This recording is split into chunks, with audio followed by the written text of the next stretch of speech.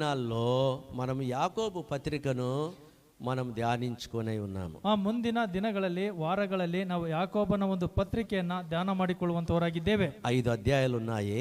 5 ಅಧ್ಯಾಯಗಳಿವೆ. ఈ 5 అధ్యాయాల్లో మనకు మరి దేవుడు ఎన్నో అద్భుతమైన విషయాలను పొందుపరిచి పెట్టాడు. ಆ 5 ಅಧ್ಯಾಯಗಳಲ್ಲಿ ದೇವರು ಎಷ್ಟೋ ಅದ್ಭುತವಾದಂತಹ ಮಾತುಗಳನ್ನ ಆತನು ಬರೆಸಿ ಇಟ್ಟಿದ್ದಾನೆ. కాబట్టి ఎన్ని వారాలు అది అవుతుందో మనకు తెలియదు. ಅದು ಎಷ್ಟು ವಾರಗಳಾಗುತ್ತದೋ ನಮಗಂತೂ ಗೊತ್ತಿಲ್ಲ. నేను ఈ పత్రిక మొన్న చదివేటప్పుడు అంటే నా వాక్య ధ్యానం రెగ్యులర్గా నా వాక్య ధ్యానం నేను చదివేటప్పుడు ನಾನು ఈ యొక్క పత్రికను ధ్యానించాలా అనే ఒక ప్రేరేపణ నాకు కలిగింది. ನಾನು ದೇವರ ವಾಕ್ಯವನ್ನ ರೆಗ್ಯುಲರ್ ಆಗಿ ಕ್ರಮಬದ್ಧವಾಗಿ ಓದ್ತಕ್ಕಂಥ ಸಂದರ್ಭದಲ್ಲಿ ಈ ಒಂದು ಯಾಕೋಬನು ಬರೆದ ಒಂದು ಪತ್ರಿಕೆಯನ್ನು ನಾನು ಧ್ಯಾನ ಮಾಡಿಸಬೇಕೆಂಬುದಾಗಿ ನನಗೆ ಮನಸ್ಸು ಬಂದಿತು. ఈ పత్రిక ఇది సిద్ధాంతము కంటే కూడా క్రియాపూర్వకమైనటువంటి ఒక క్రైస్తవ జీవితాన్ని చూపిస్తుంది. ಈ ಒಂದು ಪತ್ರಿಕೆ ಸಿದ್ಧಾಂತಕ್ಕಿಂತ ಕ್ರಿಯಾಪೂರ್ವಕವಾದಂತಹ ಒಂದು ಕ್ರೈಸ್ತವ ಜೀವಿತವನ್ನು ಇದು ತೋರಿಸುವಂತದ್ದಾಗಿದೆ. అంటే మనకు రెండు అవసరం అన్నమాట. ನಮಗೆ ಎರಡೂ ಕೂಡ ಅವಶ್ಯಕತೆ ಉಳ್ಳಂತವು. సిద్ధాంతము అంటే డాక్ట్రిన్ లేకుండా ఎక్కడ కూడా క్రియాపూర్వకమైన జీవితం లేదు, ఉండదు. ಆ ಸಿದ್ಧಾಂತ ಇಲ್ಲದೆ ಕ್ರಿಯಾಪೂರ್ವಕವಾದಂತಹ ಒಂದು ಜೀವಿತ ಬರುವುದಿಲ್ಲ. పౌలు పత్రికలు మీరు బాగా చదివితే ಆ ಪೌಲನ ಪತ್ರಿಕೆಯನ್ನ ನೀವು ಚೆನ್ನಾಗಿ ಓದುವುದಾದರೆ, ఇప్పుడు ఎఫెసీ పత్రిక అనుకుందాము. ಈಗ ಎಫೆಸದವರಿಗೆ ಬರೆದ ಪತ್ರಿಕೆ ಅಂದುಕೊಳ್ಳೋಣ.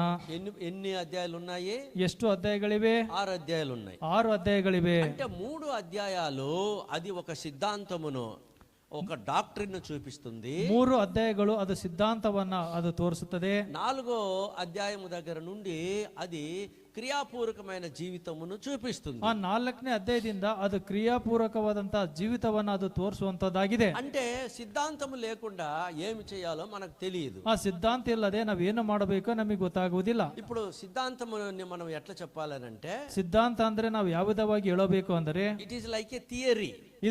ಇದು ಒಂದು ಥಿಯರಿ. థియరీ లేకుండా ఎవరు కూడా ప్రాక్టీస్ కు వెళ్ళరు. ನೋಡ್ರಿ, ಥಿಯರಿ ಇಲ್ಲದೆ ಯಾರು ಕೂಡ ಪ್ರಾಕ್ಟೀಸಿಗೆ ಹೋಗುವುದಿಲ್ಲ. ఇప్పుడు డాక్టర్ చదివే మన డాక్టర్ అమ్మ ఉంది. ನೋಡ್ರಿ, ಡಾಕ್ಟರ್ ಓದಬೇಕು. ನಮ್ಮ ಡಾಕ್ಟರ್ ಅಮ್ಮ ಅವರು ಇದ್ದಾರೆ. ఆమె ముక్కు, కన్ను, గొంతు ఈ 3 చూస్తుంది. ನೋಡ್ರಿ, ಅಯ್ಯಮ್ಮ ಮೂಗು, ಗಂಟಲು, ಕಿವಿ 3 ಕೂಡ ನೋಡುತ್ತದೆ. మనం అనొచ్చు, ఈ ముక్కు చూసేదానికి, ఈ చెవు చూసేదానికి, ఈ గొంతు చూసేదానికి 6 సంవత్సరాలు చదవాలా? 8 సంవత్సరాలు కదా నువ్వు చదివింది. 8 సంవత్సరాలు చదవాలా? ఈ 2 ఉండే ముక్కుకి, ఈ 2 ఉండే ఏమి చెవులకి 8 సంవత్సరాలు చదవాలా? ನೋಡಿ, ಮೂಗಿರ್ತಕ್ಕಂಥ 2 ಸೊಳ್ಳೆಗೆ, ಕಿವಿ ಇರ್ತಕ್ಕಂಥ ಸೊಳ್ಳೆಗೆ 2 ಕಿವಿಗಳಿಗೆ ಮತ್ತು ಗಂಟಲಿಗೆ 8 ವರ್ಷ ಓದಬೇಕಾ?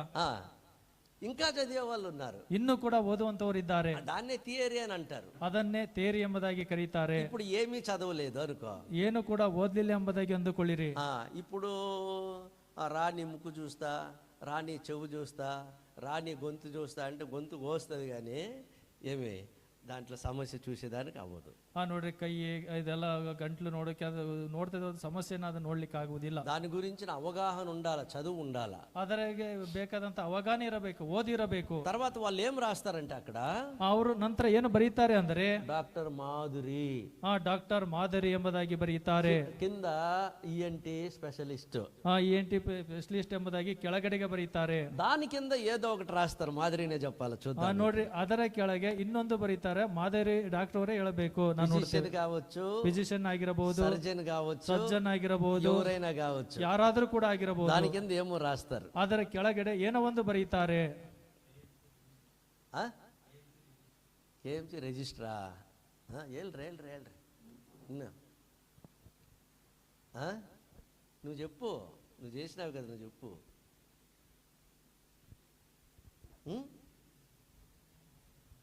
చెప్పండి ఎవరైనా, ಯಾರಾದ್ರೂ ಕೂಡ ಹೇಳಿರಿ. ఎవరికి తెలియదు కదా, ಯಾರಿಗೂ ಕೂಡ ಗೊತ್ತಿಲ್ಲ ಅಲ್ವಾ? నీకే తెలియಲ್ಲ మరి, ನಿಮಗೆ ಗೊತ್ತಿಲ್ಲ. ಹಾಗಾದ್ರೆ ಮೆಡಿಕಲ್ ಪ್ರಾಕ್ಟೀಷನರ್, ಮೆಡಿಕಲ್ ಪ್ರಾಕ್ಟೀಸ್ ಎಂಬುದಾಗಿ ಬರೀತಾರೆ. ಮೆಡಿಕಲ್ ಪ್ರಾಕ್ಟೀಷನರ್ ఎట్లయింది ఆమె ಮೆಡಿಕಲ್ ಪ್ರಾಕ್ಟೀಷನರ್ ಎಟ್ಲయింది? ಮೆಡಿಕಲ್ ಪ್ರಾಕ್ಟೀಷನರ್ ಯಾವ ವಿಧವಾಗಿ ಆಗಿದ್ದಾರೆ? ఎట్లయింది? ಯಾವ ವಿಧವಾಗಿ ಆಗಿದ್ದಾರೆ? 8 సంవత్సరాలు ఆమె థియరీ చదివింది. 8 ವರ್ಷಗಳ ಕಾಲ ಆಯಮ್ಮ ಥಿಯರಿಯನ್ನು ಓದಿದೆ. ఈ ముక్కులో ఈ సమస్య వస్తే దాని పరిష్కారం ఎట్లా?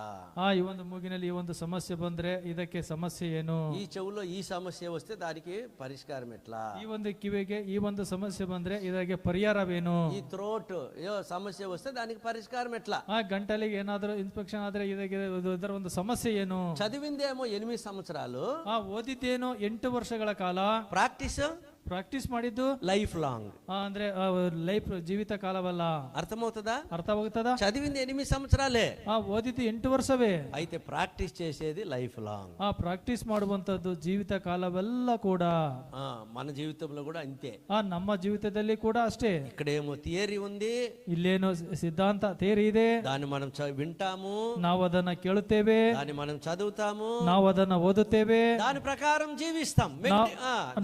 ప్రాక్టీషనర్స్ అన్నమాట. ನಾವು ಅದರ ಪ್ರಕಾರ ಜೀವಿಸುತ್ತೇವೆ, ಪ್ರಾಕ್ಟೀಷನರ್ ಎಂಬುದಾಗಿ. తర్వాత రెండవదిగా మనం ఏం చూస్తామంటే, ಎರಡನೇದಾಗಿ ನಾವೇನನ್ನ ನೋಡುತ್ತೇವೆ ఈ పత్రికలో, ఈ యాకోబನ బರದ పత్రిಕೆಯಲ್ಲಿ పాత నిబంధనలో ఉన్నటువంటి భక్తుల ఒక మాదిరిని చూపిస్తా ఉంటున్నాడు. ಹಳೆ ಒಡಂಬಡಿಕೆಯ ಒಂದು ಮಾದರಿಯ ಅದು ತೋರಿಸುವಂತದ್ದಾಗಿದೆ. అంటే వాళ్ళ జీవితాన్ని ఆనాడు ఉన్నటువంటి ఆ విశ్వాసులకు చూపిస్తూ ఈ రీతిగా మనం ఉండాలా అని చెప్తా ఉన్నాడు. ಆ ವಿಶ್ವಾಸಿಗಳಿಗೆ ಆತನು ತೋರಿಸುತ್ತಾ ಈ ವಿಧವಾಗಿ ನೀವು ಇರಬೇಕೆಂಬುದಾಗಿ ಆತನು ತಿಳಿಯಪಡಿಸುತ್ತಿದ್ದಾನೆ. కొన్నిసార్లు మనం కూడా చెప్తాం కదా, ನಾವು ಕೂಡ ಕೆಲವು ಸಂದರ್ಭದಲ್ಲಿ ನಾವು ಕೂಡ ಹೇಳುತ್ತೇವಲ್ಲವಾ, చనిపోయిన వాళ్ళ గురించి చెప్తాం, ಸತ್ತು ಹೋದಂತವರನ್ನ ಕುರಿತು ನಾವು ಹೇಳುತ್ತೇವೆ.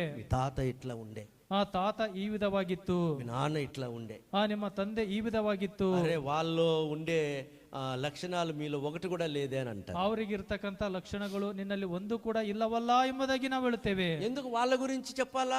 ಯಾವುದಕ್ಕೆ ಅವರನ್ನ ಕುರಿತು ಹೇಳಬೇಕು? ఆ వంశంలోనే వచ్చాం మనం, ನಾವು ಆ ಒಂದು ವಂಶದಿಂದಲೇ ಬಂದಿದ್ದೇವೆ. కాబట్టి వీళ్ళు కూడా ఇక్కడ చెప్పబడినటువంటి భక్తులు, ಇವರು ಕೂಡ ಇಲ್ಲಿ ಹೇಳಲ್ಪಟ್ಟಂತ ಭಕ್ತರು ಕೂಡ వాళ్ళు కూడా అదే దేవుణ్ణి సేవించారు, ಅವರು ಕೂಡ ಅದೇ ದೇವರನ್ನ ಸೇವನೆ ಮಾಡುತ್ತಾ, అదే దేవుణ్ణి ఆరాధించారు, ಅದೇ ದೇವರನ್ನ ಆರಾಧನೆ ಮಾಡುತ್ತಾ, అదే దేవుని మహిమపరిచారు, ಅದೇ ದೇವರನ್ನ ಮಹಿಮೆ ಪಡಿಸುತ್ತಾ ಬಂದರು. ఇక్కడ నలుగురిని ఒక మాదిరిగా చూపిస్తా ఉన్నాడు. ಇಲ್ಲಿ 4 ಜನರನ್ನ ಒಬ್ಬ ಮಾದರಿಯಾಗಿ ಆತನು ತೋರಿಸ್ತಿದ್ದಾನೆ. ఒక వ్యక్తి ఎవరంటే, ಒಬ್ಬ ವ್ಯಕ್ತಿ ಯಾರಂದ್ರೆ ಅಬ್ರಾಮನು. ఇంకొక వ్యక్తి ఎవరంటే, ಇನ್ನೊಬ್ಬ ವ್ಯಕ್ತಿ ಯಾರಂದ್ರೆ ರಹಾಬಳು. ఇంకొక వ్యక్తి ఎవరంటే, ಇನ್ನೊಬ್ಬ ವ್ಯಕ್ತಿ ಯಾರಂದ್ರೆ యోబను. ఇంకొక వ్యక్తి ఎవరంటే, ಇನ್ನೊಬ್ಬ ವ್ಯಕ್ತಿ ಯಾರು ಅಂದ್ರೆ ಏಲಿಯನು. పేర్లో ఏముంది అని మనం అనొచ్చు, పేరుನಲ್ಲಿ ಏನಿದೆ ಎಂಬುದಾಗಿ ಹೇಳಬಹುದು, ಹೆಸರಲ್ಲಿ ಏನಿದೆ ಎಂಬುದಾಗಿ ಹೇಳಬಹುದು. వాళ్ళని ఎందుకు తెస్తున్నాడంటే వాళ్ళ జీవితాన్ని చూపిస్తున్నాడు వాళ్ళకు. ನೋಡ್ರಿ, ಅವರ ಹೆಸರನ್ನ ಹೇಳ್ತಿದ್ದಾನೆ, ಅವ್ರ ಜೀವಿತವನ್ನ ತೋರಿಸ್ತಿದ್ದಾನೆ. అబ్రహాము గురించి మాట్లాడేటప్పుడు విశ్వాసమును గురించి మాట్లాడతాడు. ಅಬ್ರಾಮನ ಕುರಿತು ಮಾತನಾಡ್ತಕ್ಕಂಥ ಸಂದರ್ಭದಲ್ಲಿ ವಿಶ್ವಾಸವನ್ನ, ನಂಬಿಕೆಯನ್ನ ಕುರಿತು ಮಾತನಾಡುತ್ತಾನೆ. అబ్రహాము దేవునికి స్నేహితుడై ఉండెను, ಅಬ್ರಾಮನು ದೇವರಿಗೆ ಸ್ನೇಹಿತನಾಗಿದ್ದನು. అబ్రహాము విశ్వాಸ వీరుడై ఉండెను, ಅಬ್ರಾಮನು ದೇವರಿಗೆ ವಿಶ್ವಾಸ ನಂಬಿಕೆ ವೀರನಾಗಿದ್ದನು. అర్థమవుతుందా? అర్థమవుతుందా? మనము కూడా విశ్వాಸ వీరులుగా ఉండాలి. ನಾವು ಕೂಡ ನಂಬಿಕೆ ವೀರರು, ವಿಶ್ವಾಸ ವೀರರಾಗಿರಬೇಕು. అట్లయితే రాహాబు గురించి ఎందుకు చెప్పాడు? ಅದಕ್ಕೆ ರಾಬಳನ ಕುರಿತು ಯಾವುದಕ್ಕೆ ಆತನು ಹೇಳಿದನು? ఆమె క్రియల ద్వారా ఆమె దేవుని మహిమపరిచింది. ಆಕೆ ಕ್ರಿಯೆಗಳ ಮುಖಾಂತರ ದೇವರನ್ನ ಮಹಿಮೆ ಪಡಿಸಿದಳು. చూడండి, విశ్వాసం ఉండాలి, ವಿಶ್ವಾಸ ಇರಬೇಕು. ఆ విశ్వాసానికి క్రియలు తోడు ಆ ಒಂದು ವಿಶ್ವಾಸಕ್ಕೆ, ನಂಬಿಕೆಗೆ ಕ್ರಿಯೆಗಳು ಜೊತೆಯಾಗಿರಬೇಕು. అర్థమవుతుందా? ಅರ್ಥವಾಗ್ತದಾ? నాకు విశ్వాసం ఉంది, ನನಗೆ ನಂಬಿಕೆ ಇದೆ, క్రియలు లేవు, ಆ ಕ್ರಿಯೆಗಳಿಲ್ಲ అంటే అది వ్యర్థము. ಅದು ವ್ಯರ್ಥವು. చూడండి, దేవుని వాక్యంలో మనం చూస్తాము, ಆ ದೇವರ ವಾಕ್ಯದಲ್ಲಿ ನಾವು ನೋಡುತ್ತೇವೆ, ప్రాణము లేని శరీరము ఏ రీతిగా మృతము, ಆ ಪ್ರಾಣವಿಲ್ಲದಂತ ಶರೀರವು ಯಾವುದವಾಗಿ అలాగే క్రియలు లేని విశ్వాసము కూడా ఏమైనదంట? మృతమే. ಆ ವಿಧವಾಗಿ ಕ್ರಿಯೆಗಳಿಲ್ಲದಂತ ವಿಶ್ವಾಸ ಕೂಡ ಅದು ಸತ್ತದ್ದೇ. కాబట్టి ఇక్కడ రాహాబును రెండవదిగా చూపిస్తున్నాడు. ಎರಡನೇದಾಗಿ ರಾಬಳರನ್ನ ಆತನು ಎರಡನೇದಾಗಿ ತೋರಿಸ್ತಿದ್ದಾನೆ. మొట్టమొదటిగా ఏం చెప్పండి? ಮೊಟ್ಟಮೊದಲು ಏನ್ ಹೇಳಿರಿ? విశ్వాసము, ನಂಬಿಕೆ. రెండవదిగా ఏమి? ಎರಡನೇದಾಗಿ ఏమి? ಏನು? క్రియలు. మూడవదిగా ಮೂರನೇದಾಗಿ యోబు లాంటి ఓర్పు అని చెప్తా ఉన్నా. ಯೋಬನಂತ ತಾಳ್ಮೆ ಎಂಬುದಾಗಿ ಆತನು ಹೇಳ್ತಿದ್ದಾನೆ. ఆ యోబును ఒక వ్యవసాయకుడికి చేర్చాడు. ಆ ಯೋಬನನ್ನ ಒಬ್ಬ ವ್ಯವಸಾಯಕನಿಗೆ ಹೋಲಿಕೆ ಮಾಡಿದ್ದಾನೆ. ఒక వ్యవసాయకుడు, ಒಬ್ಬ ವ್ಯವಸಾಯಕನು. ఆ కాలంలో వ్యవసాయం గురించి చెప్తున్నా. ಆ ಕಾಲದ ಒಂದು ವ್ಯವಸಾಯವನ್ನ ಕುರಿತು ನಾನು ಹೇಳುತ್ತೇನೆ. వాళ్ళకేం లేదు, ಅವ್ರಿಗೇನಿಲ್ಲ, ఇప్పుడులాగా డ్యాములు లేవు.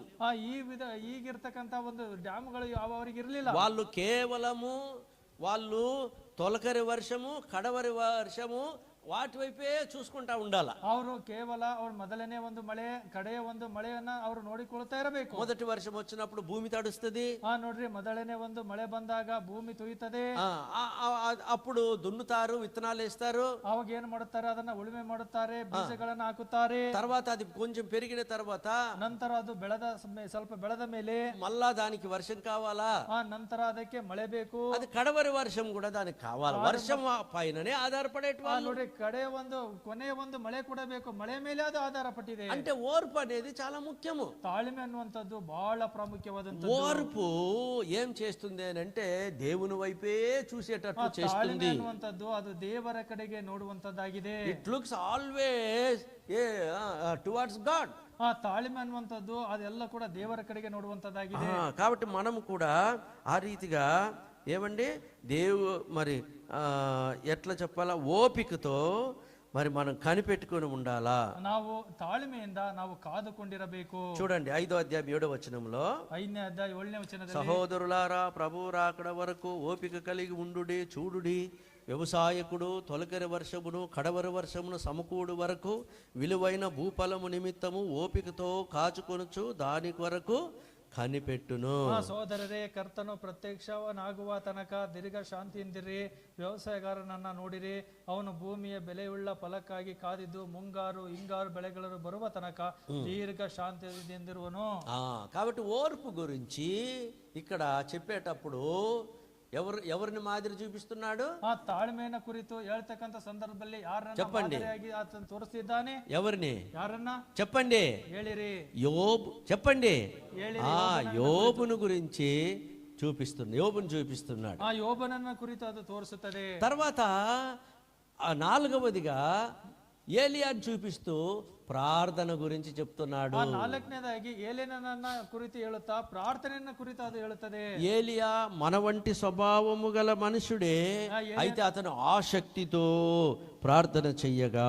ఏలియను నమ్మంత మనుష్య ఉಳ್ಳవనే, అతను ఆసక్తిಯಿಂದ ಪ್ರಾರ್ಥನೆ ಮಾಡುವಾಗ.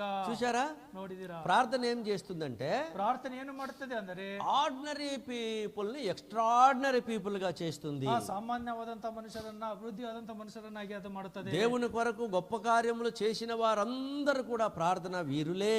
ದೇವರಿಗೋಸ್ಕರ ದೊಡ್ಡ ಕಾರ್ಯವನ್ನ ಮಾಡಿದಂತವರೆಲ್ಲರೂ ಕೂಡ ಪ್ರಾರ್ಥನೆ ಪರರೇ. దేవుని నుండి పొందుకున్న వాళ్ళందరూ కూడా ప్రార్థనా పరులే. ದೇವರಿಂದ ಹೊಂದಿಕೊಂಡಂತವರು ಎಲ್ಲರೂ ಕೂಡ ಅವರು ಪ್ರಾರ್ಥನೆ ವೀರರು, ಪ್ರಾರ್ಥನಾ ಪರರು. నువ్వు ప్రార్థించకుండా దేవుని నుండి ఏమి కూడా పొందలేవు. ನೀನು ಪ್ರಾರ್ಥನೆ ಮಾಡಿಕೊಳ್ಳಲಾರದೆ ದೇವರಿಂದ ಏನನ್ನು ಕೂಡ ನೀನು ಹೊಂದಲಾರಿ. కాబట్టి నలుగురిని ఏం చేస్తున్నాడంటే మాదిరిగా చూపించాడు. 4 ಜನರನ್ನ ಆತನೇನು ಮಾಡ್ತಿದ್ದಾನಂದ್ರೆ ಮಾದರಿಯಾಗಿ ತೋರಿಸ್ತಿದ್ದಾನೆ. వింటున్నారా? ನೀವು ಕೇಳ್ತಾ ಇದ್ದೀರಾ? మొదటిదేమి? ಮೊದಲನೇದೇನು మీరు చెప్పండి. ನೀವ್ ಹೇಳಿರಿ. మొదటివాడు ఎవరు? ಮೊದಲನೇವರು ಯಾರು? చెప్పు, మొదటివాడు ఎవరు? ಮೊದಲನೇವರು ಯಾರು? విశ్వాసానికి ఎవరిని చూపించాడు? విశ్వాసవನ್ನ ನಂಬಿಕೆಯನ್ನ ಯಾರು ತೋರಿಸಿದರು? చూసారా ఎంత బాగా వింటున్నారో? ನೀವು ನೋಡಿದ್ದೀರಾ? ಎಷ್ಟು ಚೆನ್ನಾಗಿ ಕೇಳ್ತಾ ಇದ್ದೀರಿ. ఎవరిని చూపించాడు? ಯಾರನ್ನ ತೋರಿಸಿದನು?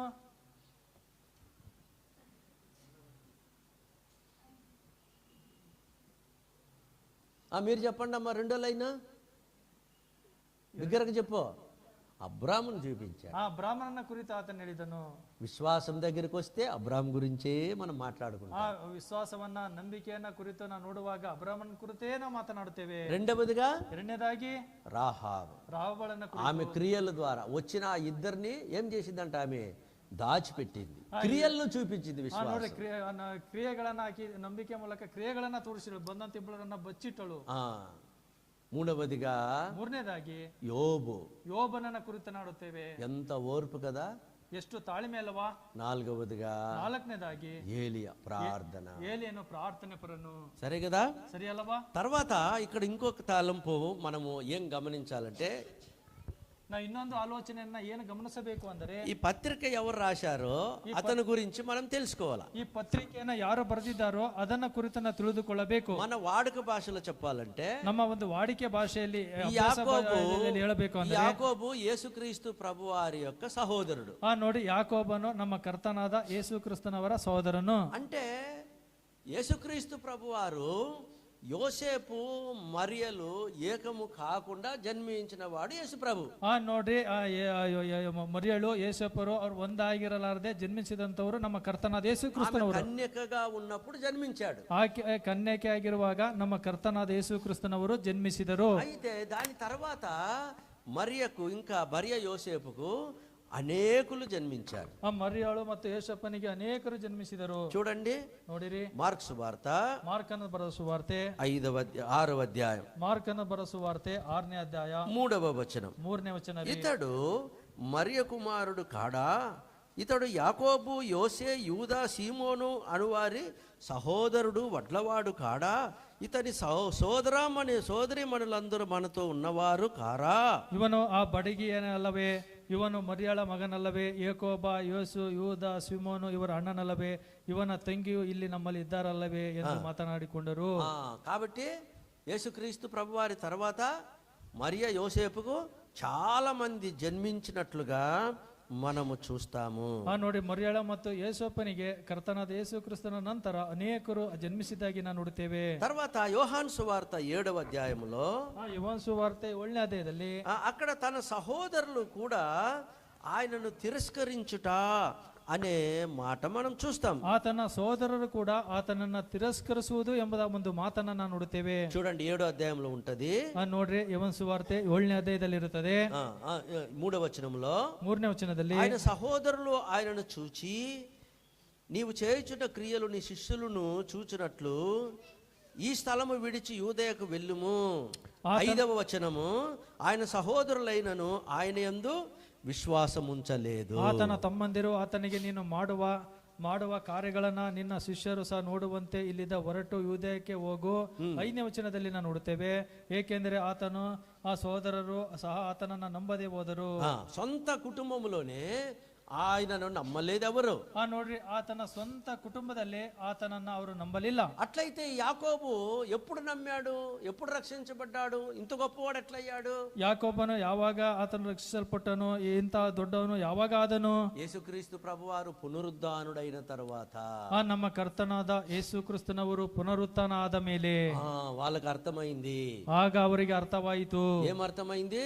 ಏನ್ ಅರ್ಥವಾಯಿತು? మన గృహములో మనతో పాటు పెరిగిన వాడు, ನಮ್ಮ ಒಂದು ಮನೆಯಲ್ಲಿ ನಮ್ಮೊಟ್ಟಿಗೆ ಬೆಳೆದಂತವನು దేవుని కుమారుడు, ದೇವರ ಕುಮಾರನು. మనుషులకు అర్థం కాల ఆయన ఎవరో. ಆ ಮನುಷ್ಯನಾಗಿ ಅರ್ಥವಾಗಲಿಲ್ಲ ಯಾರು ಎಂಬುದಾಗಿ. దెయ్యాలకు అర్థమైంది, ದೆವ್ವಗಳಿಗೆ ಅರ್ಥವಾಯಿತು.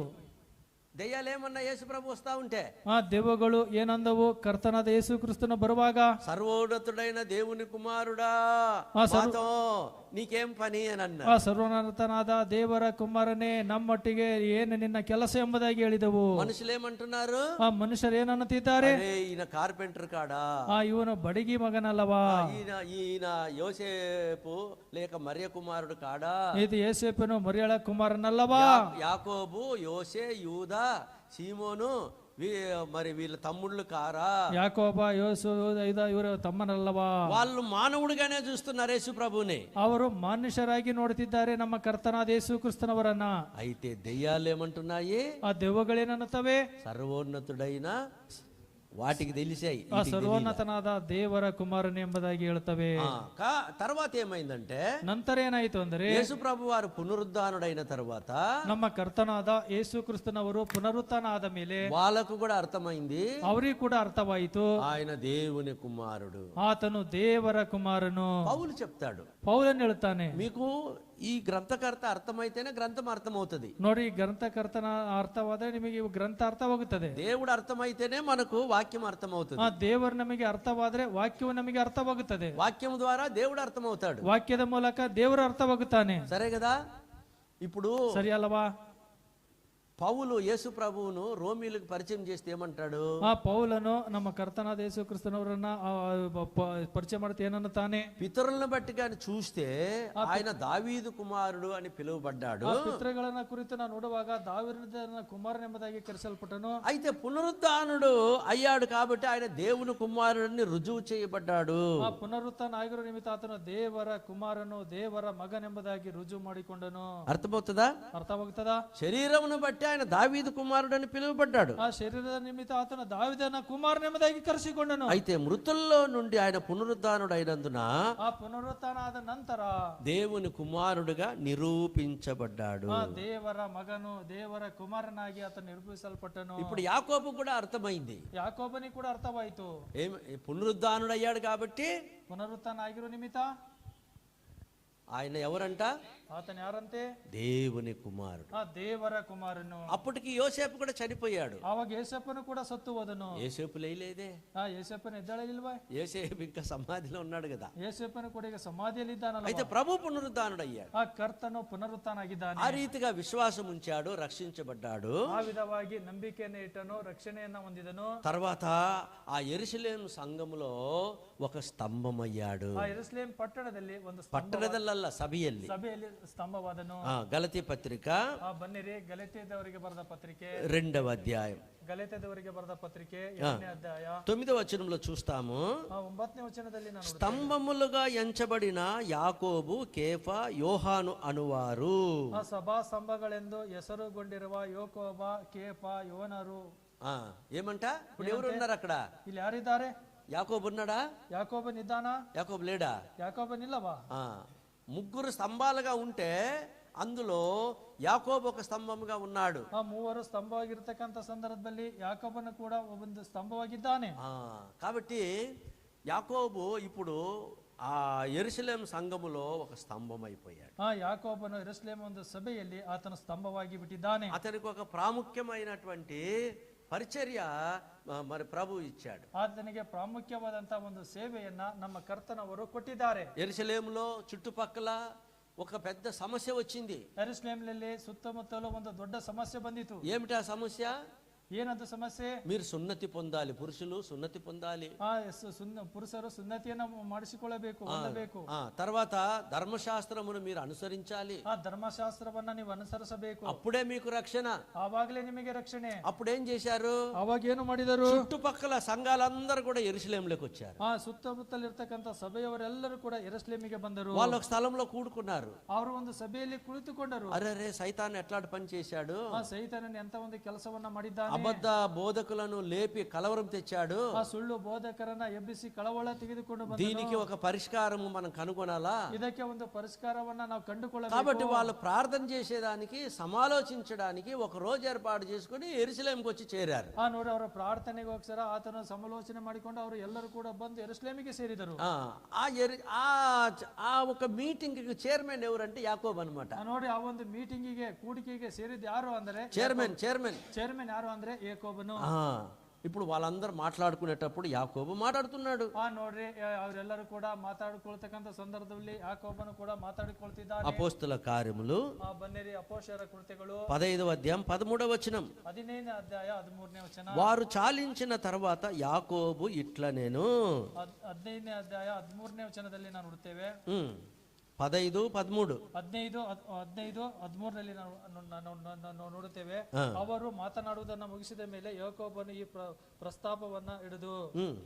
కాబట్టి ఇక్కడ వారు మాట్లాడిన తర్వాత, ಅವರು ಮಾತನಾಡುವುದನ್ನು ಮುಗಿಸಿದ ಮೇಲೆ అంటే ఒక్కొక్కరు ఏమి మాట్లాడుతూ వచ్చారు. ಒಬ್ಬೊಬ್ಬರು ಒಂದೊಂದು ವಿಧವಾಗಿ ಮಾತನಾಡುತ್ತಿದ್ದಾರೆ. ఎవరెవరు ఉన్నారు అక్కడ?